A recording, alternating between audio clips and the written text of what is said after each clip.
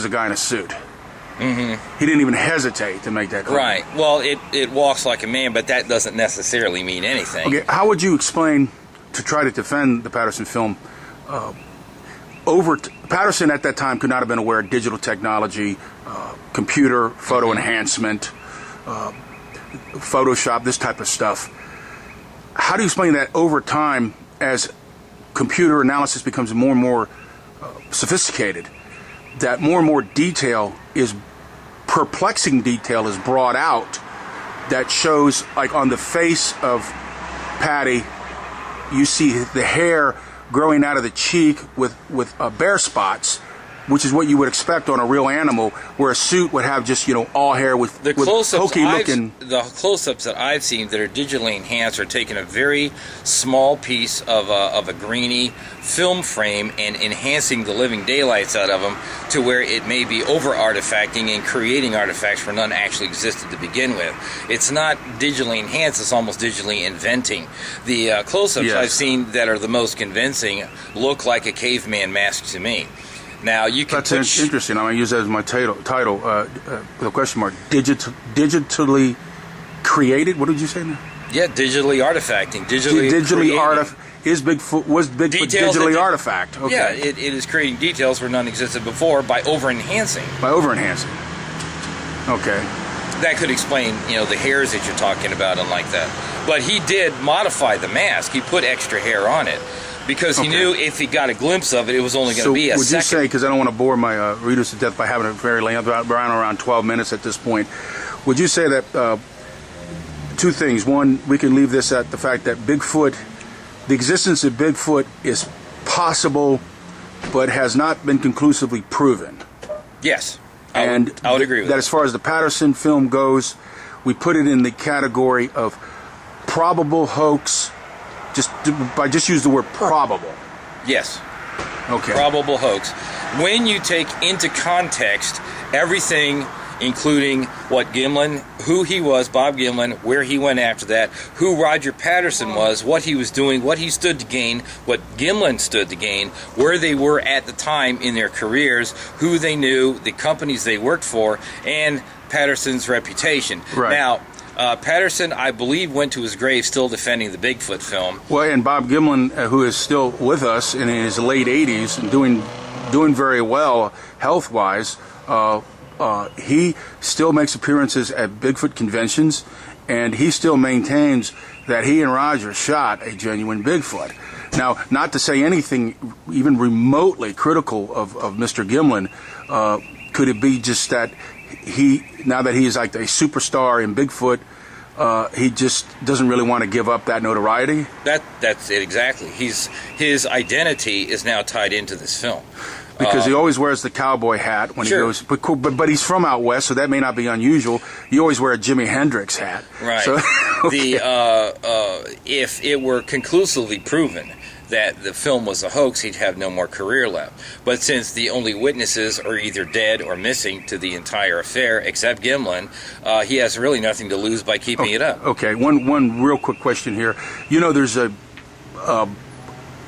tremendous amount of documentaries now on cable channels dealing with cryptozoology, Bigfoot. There was Monster Quest. There's the Pat Spain's Beast Hunter. There's Expedition Week, which features quite often Dr. Jeff Meldrum.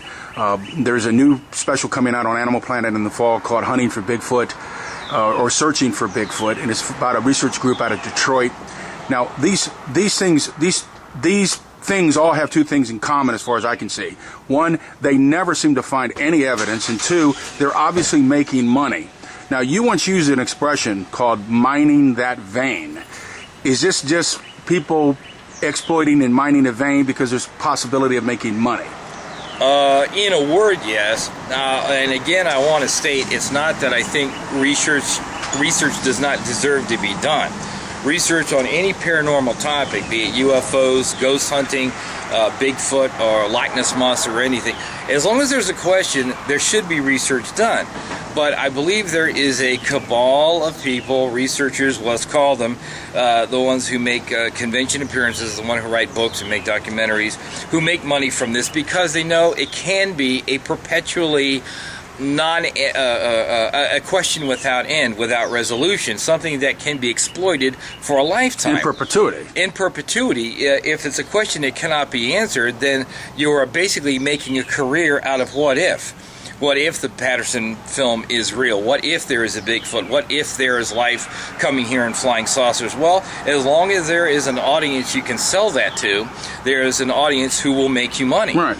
And that is an exploitation and a rich mine to vein. Right. Well, and I have absolutely no problem with anyone mining any vein in a capitalistic society to make money. Don't get me wrong. I wasn't condemning that. I've noted that some researchers, as you know, it's no secret, I do a YouTube channel. You're going to be on YouTube with this.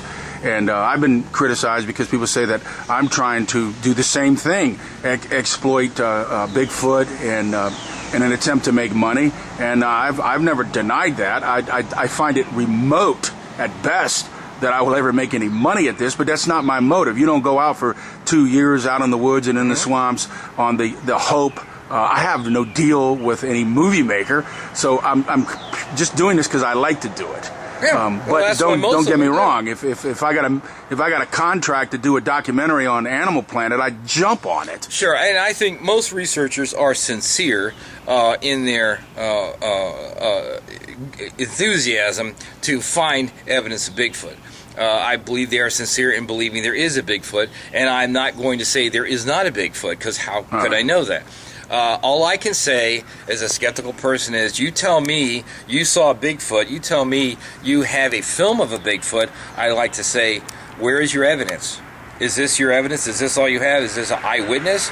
Can it be photographed again? Do you know what'll appear tomorrow? If it's just a blur on a piece of film, that's good as far as it goes. Part of the scientific process is repeatability. Sure. So if you need to know if coyotes exist, then you can repeatedly show skeletal evidence, photographic evidence ad infinitum that these animals actually exist.